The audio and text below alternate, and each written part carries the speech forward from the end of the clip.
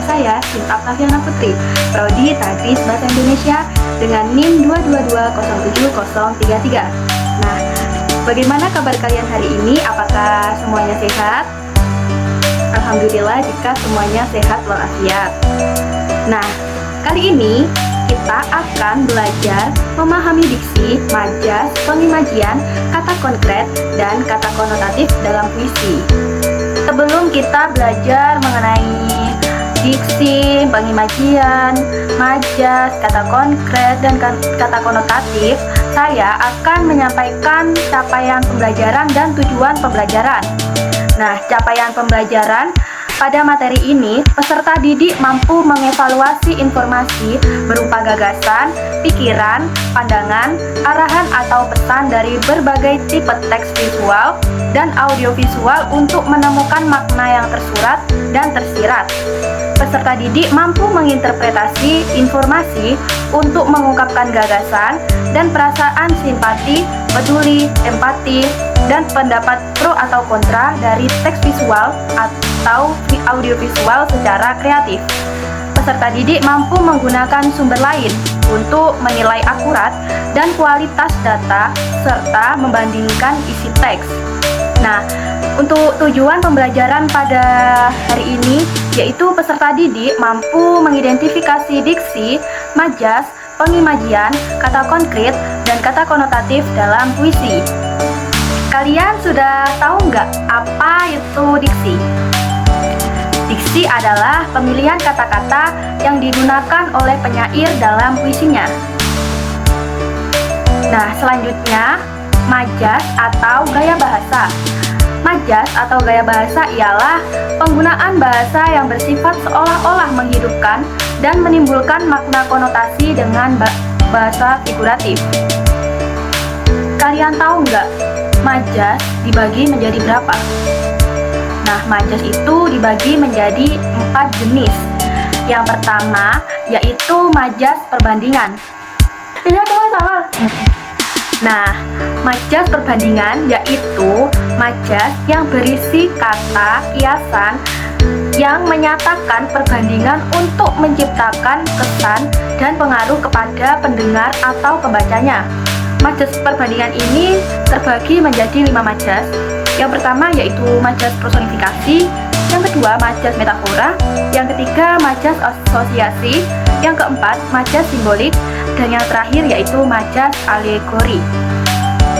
Jenis majas yang selanjutnya yaitu majas pertentangan. Majas pertentangan ini yaitu majas yang berisi kata kiasan yang menyatakan pertentangan. Dalam majas pertentangan ini terbagi menjadi 4 bagian majas. Yang pertama yaitu majas hiperbola, yang kedua majas paradoks, yang ketiga majas litotes, dan yang terakhir majas antitesis. Dan yang ketiga ada jenis majas pertautan. Majas pertentangan yaitu kata-kata kias yang bertentangan dengan gagasan dan ingatan.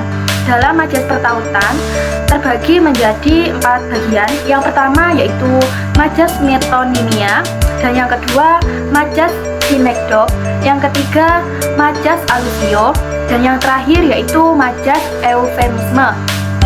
Jenis majas yang ketiga yaitu majas perulangan atau penegasan. Majas perulangan atau penegasan yaitu kata kias yang menyatakan penegasan untuk meningkatkan kesan dan pengaruh kepada pendengar atau pembacanya. Nah, dalam majas perulangan ini terbagi menjadi 4 bagian majas. Yang pertama ada majas repetisi, dan yang kedua ada majas antanakris, dan yang ketiga ada majas paralisme, dan yang terakhir ada majas pleonasme. Nah, selanjutnya kita akan mempelajari pengimajian atau citraan. Di sini siapa yang sudah mengenal atau tahu apa itu pengimajian atau citraan? Citraan adalah kesan yang tertangkap dalam kalimat atau baris-baris puisi. Nah, citraan ini bisa kita rasakan melalui panca indera kita. Dalam citraan terbagi menjadi 6 jenis citraan. Yang pertama ada citraan penglihatan, dan yang kedua ada citraan pendengaran, dan yang ketiga ada citraan perabaan, dan yang keempat ada citraan pengecapan, dan yang kelima ada citraan penciuman, dan yang terakhir ada citraan gerak. Selanjutnya yaitu kata konkret. Nah, kata konkret ialah kata yang rujukannya lebih mudah ditangkap oleh indera manusia. Dan sedangkan kata konotatif yaitu kata yang memiliki makna bukan sebenarnya. Selanjutnya kita akan mencoba belajar mengidentifikasi diksi, majas, pengimajian, kata konkret, dan kata konotatif. Nah, sebelumnya kalian bisa mengamati puisi tersebut dan cermati puisi di atas ini. Ini adalah lanjutannya. Silakan diamati lagi, dibaca dan dicermati lagi sebelum kita memulai belajar mengidentifikasi diksi, majas, pengimajian, kata konkret, dan kata konotatif. Sekarang kita belajar bersama-sama mengidentifikasi puisi tersebut dimulai dari diksinya. Dalam puisi sebelumnya kan terdapat kata negeri terbuka. Nah, dalam diksi itu, kata negeri terbuka menggambarkan suatu tempat yang penuh kebebasan, namun tidak ada perlindungan atau penjagaan. Selanjutnya, kita mengidentifikasi majas atau gaya bahasa pada puisi sebelumnya. Yang pertama yaitu majas personifikasi. Nah, dalam kutipannya kita mengidentifikasi majas atau gaya bahasa pada puisi sebelumnya. Yang pertama yaitu majas personifikasi. Nah, dalam kutipan puisi Nelayan Tersesat terdapat kata-kata dinding-dinding memantulkan sakit dan nestapa. Nah, kata-kata tersebut termasuk majas personifikasi karena kata dinding-dinding seolah-olah memiliki sifat dan bisa memantulkan perasaan manusia, yaitu sakit dan nestapa. Selanjutnya ada kata sampanku tersesat di sebuah negeri terbuka. Nah, kata-kata itu termasuk majas metafora karena pada kata sampanku merujuk pada kehidupan atau perjalanan. Terdapat kata matanya tak cukup tajam untuk meraba-raba. Nah, kata-kata itu termasuk dalam majas metafora karena kata tersebut dilebih-lebihkan. Mata manusia tidak bisa meraba-raba, namun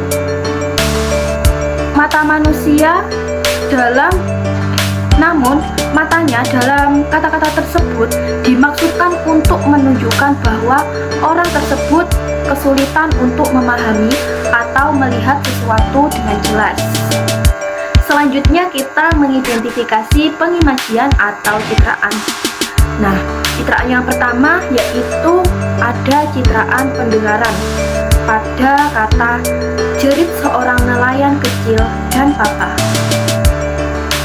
Citraan tersebut dikatakan citraan pendengaran karena menciptakan citra suara jeritan nelayan kecil dan ayahnya merangsang pendengaran pembacanya. Selanjutnya yaitu ada citraan perabaan pada kata matanya tak cukup tajam untuk meraba-raba, hatinya terlalu teduh buat keisengan tegur sapa. Nah, kata tersebut dikatakan citraan perabaan karena memberikan citraan rasa tajam dan teduh yang dirasakan oleh indera perabaan.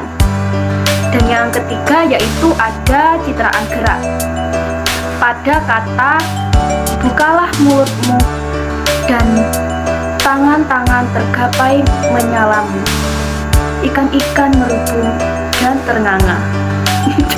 Nah, Kata-kata tersebut dikatakan citraan gerak karena menggambarkan gerakan mulut terbuka, tangan tergapai, dan ikan-ikan merubung dan ternganga. Nah, citraan yang terakhir ada citraan penglihatan dalam kata sampanku tersesat di sebuah negeri terbuka. Kata tersebut termasuk citraan penglihatan karena menciptakan citra pandangan nelayan yang melihat sampahnya tersesat di negeri terbuka. Itu tadi pengimajian atau citraan dalam puisi nelayan tersesat. Selanjutnya kita belajar mengidentifikasi kata konkret dan kata konotatif. Kita belajar mengidentifikasi kata konkret terlebih dahulu pada puisi nelayan tersesat. Nah, dalam puisi nelayan tersesat terdapat kata sampan. Kata ini merujuk pada perahu kecil yang digunakan oleh nelayan. Dalam puisi ini, sampan diartikan sebagai kehidupan atau perjalanan nelayan. Selanjutnya ada kata ikan-ikan.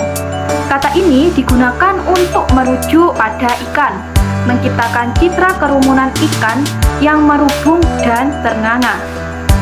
Selanjutnya yaitu kata konotatif dalam puisi nelayan tersesat. Terdapat kata dinding-dinding. Nah, dinding-dinding itu dalam puisi nelayan tersesat melambangkan rintangan atau kesulitan dalam hidup dan juga merujuk pada batasan atau halaman yang dihadapi.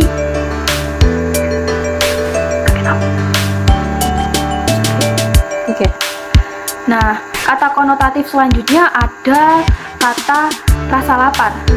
Rasa lapar dalam puisi nelayan tersesat merujuk pada ketidaksetaraan sosial atau ketidakadilan sosial yang menyoroti kondisi sulit yang dihadapi oleh nelayan kecil.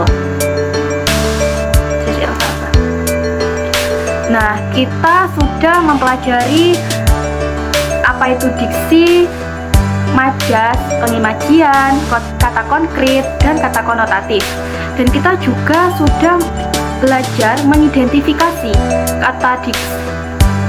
Kita sudah belajar mengidentifikasi diksi, pengimajian, majas, kata konkret, dan kata konotatif dalam puisi nelayan. Nah, kesimpulannya, diksi yaitu pemilihan kata-kata yang digunakan oleh penyair dalam puisinya. Majas yaitu penggunaan bahasa yang bersifat seolah-olah menghidupkan dan menimbulkan makna konotasi dengan menggunakan bahasa figuratif. Citraan adalah kesan yang tertangkap dalam kalimat atau baris-baris puisi. Citraan bisa kita rasakan melalui panca indera kita. Kata konkret ialah kata yang rujukannya lebih mudah ditangkap oleh indera.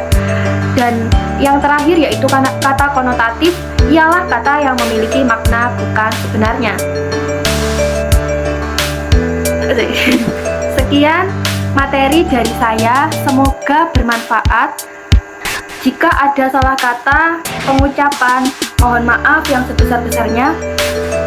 Sekian dari saya, wassalamualaikum warahmatullahi wabarakatuh.